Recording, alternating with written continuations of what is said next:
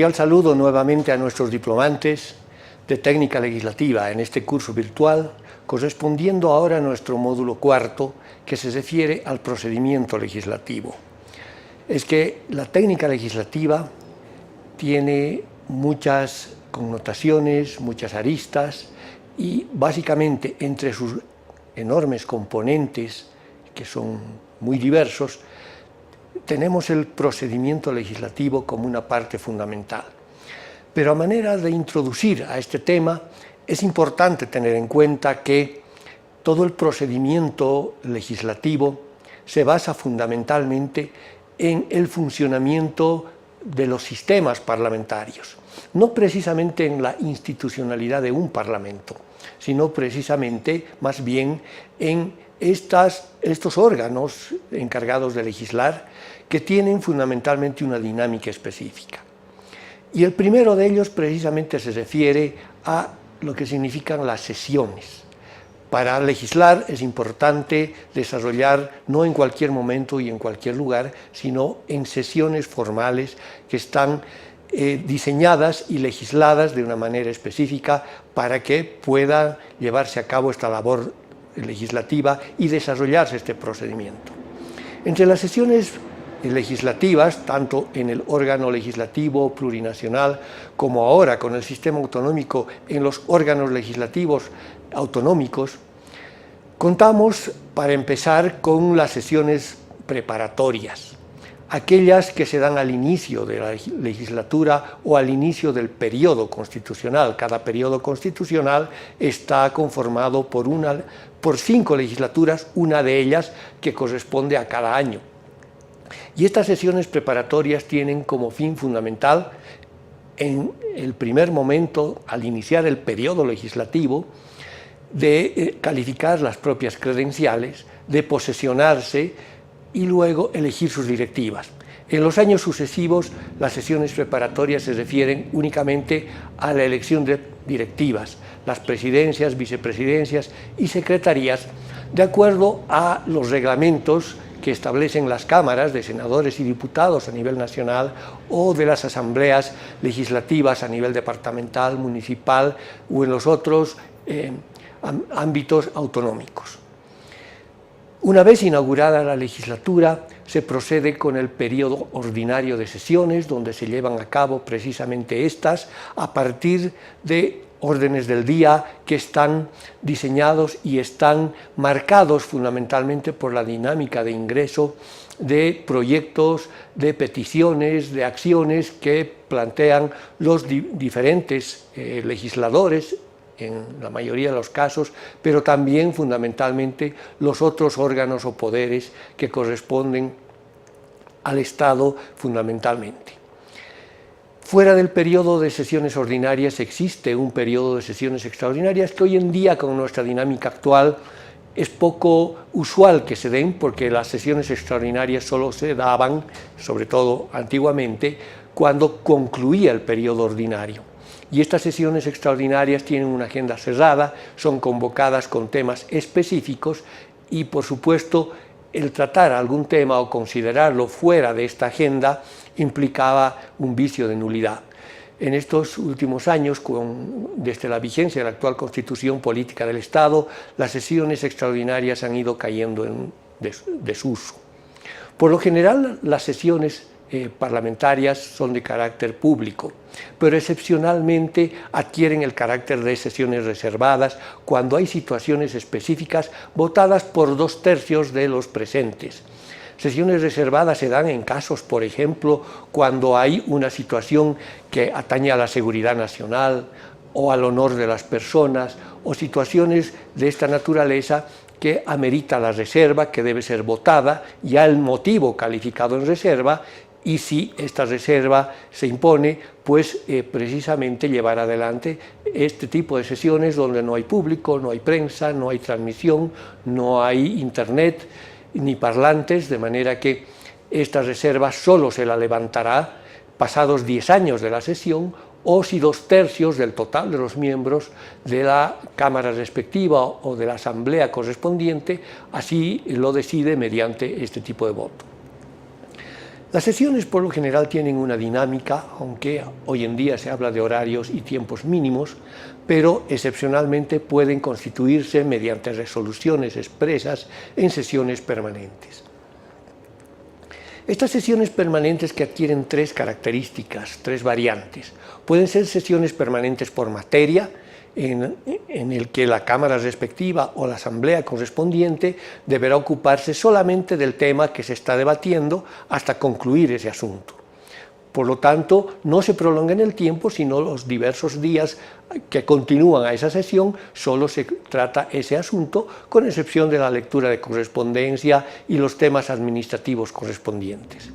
Sesión permanente por tiempo, por su parte, es aquella que se va a prolongar hasta que concluya de discutirse y de tratarse todos los asuntos consignados en la agenda o en el orden del día respectivo. Las más usuales de las sesiones permanentes son aquellas conocidas por tiempo y materia, aquellas en que la sesión también va a prolongarse en el tiempo hasta concluir el asunto en debate. A diferencia de las sesiones permanentes por tiempo, las sesiones permanentes por tiempo y materia se refieren a un punto específico del orden del día y no a todo el orden del día como en el anterior caso. Por lo tanto, las sesiones permanentes por tiempo y materia están precisamente prolongadas hasta concluir la discusión del tema en debate y se prolongarán en el tiempo, salvando posibles cuartos intermedios en algunas circunstancias. Sin embargo, es la continuidad de la sesión la que le da estas características. Para aspectos relativos a fiscalización, que está un poco lejos de nuestro tema de legislación, todas las sesiones automáticamente se constituyen en permanentes por tiempo y materia, sin necesidad de ninguna resolución, simplemente por una disposición reglamentaria. También sesionan las comisiones. Sabemos que las cámaras legislativas se organizan a su vez en comisiones, instancias técnicas de menor número de miembros, y estas a su vez en una suerte de subcomisiones que se denominan comités, que también sesionan de manera formal y de manera específica. Y por su parte las brigadas parlamentarias constituidas por parlamentarios de cada departamento, tanto senadores como diputados, en el caso de la Asamblea Legislativa Plurinacional, tienen sesiones que se llevan a cabo de la misma manera, bajo la misma dinámica que las plenarias, salvando las situaciones específicas de su naturaleza. Un segundo aspecto a determinar para efectos del funcionamiento de las cámaras o las asambleas, aparte de las sesiones, viene a ser este denominado las mociones. Las mociones, con M por si acaso, muchas veces se confunde la terminología con noción, que ese es un concepto muy diferente. La moción precisamente es aquella ponencia, aquella solicitud, aquella intervención que tiene diferentes categorías y diferente naturaleza. Por ejemplo, una moción previa que propone un tema distinto al que se encuentra en debate para tratarlo por cierta urgencia con anterioridad al tema principal. Una moción de orden y aclaración se refiere sobre todo a ordenamiento de ciertas cuestiones o situaciones metodológicas o procedimentales que van a permitir llevar adelante una dinámica procedimental y reglamentaria precisamente para que el asunto en debate no sufra vicios de nulidad. Hay mociones de aplazamiento que proponen diferir el tema o tratamiento de algún asunto mientras se cumplan algunos requisitos, se consiga información, se obtengan algunos datos, en fin. Esto se resolverá por mayoría absoluta y generalmente se vota sin debate a sola propuesta de alguno de los miembros de la Asamblea. Hay mociones denominadas emergentes del debate, una propuesta nueva que resulta del asunto principal, es decir, un nuevo instrumento parlamentario podrá tratarse sin necesidad de que se cumplan sus procedimientos ordinarios, siempre y cuando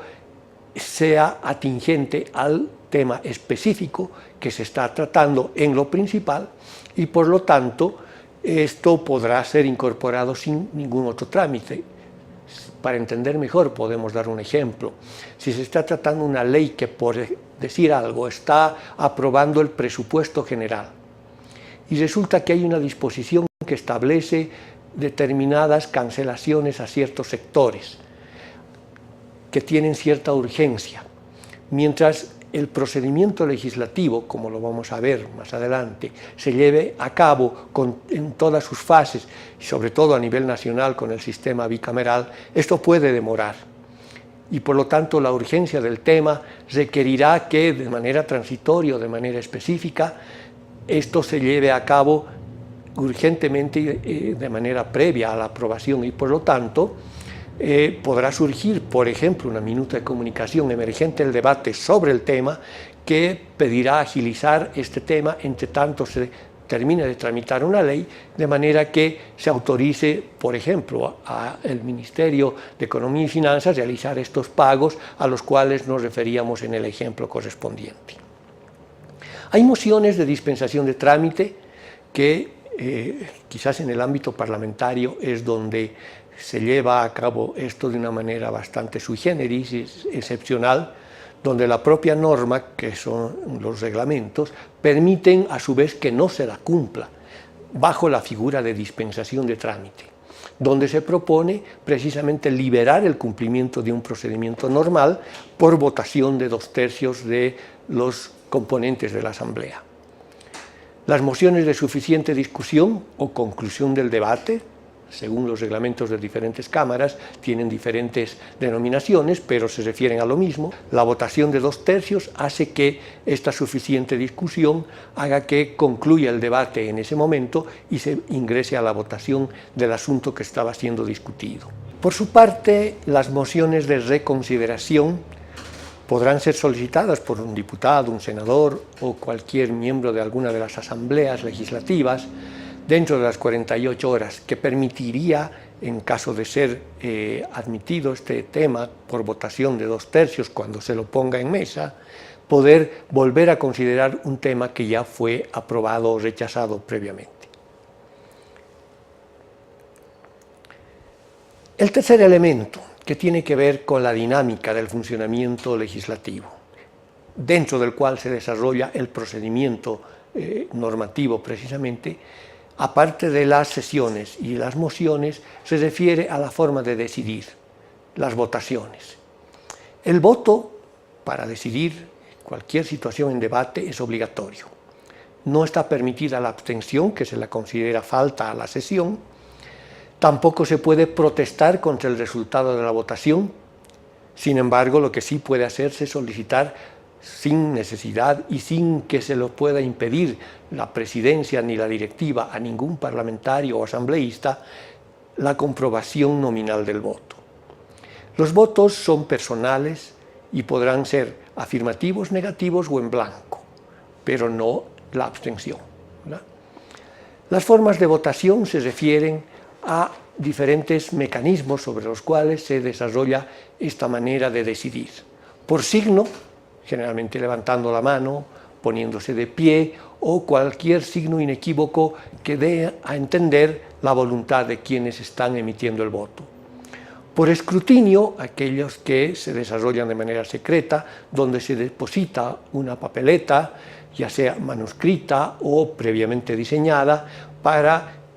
un llamado de lista previo, cada parlamentario o cada asambleísta pueda ir depositando para luego realizar un conteo y este escrutinio precisamente demuestre el resultado de aquella votación. El voto electrónico y la tecnología nos exige una serie de situaciones innovadoras y por supuesto implica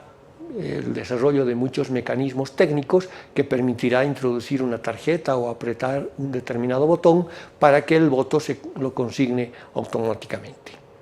El voto nominal, por su parte, aquel que permite ser expresado a viva voz ante el llamado de lista, que además se lo utiliza mucho en los casos a los que nos referimos anteriormente, que se trata de la comprobación del voto. Fundamentalmente, el voto nominal, por lo tanto, permitirá, además de expresar el sí o el no por la fórmula del voto, el poder expresar y hacer uso de la palabra para fundamentar esa situación.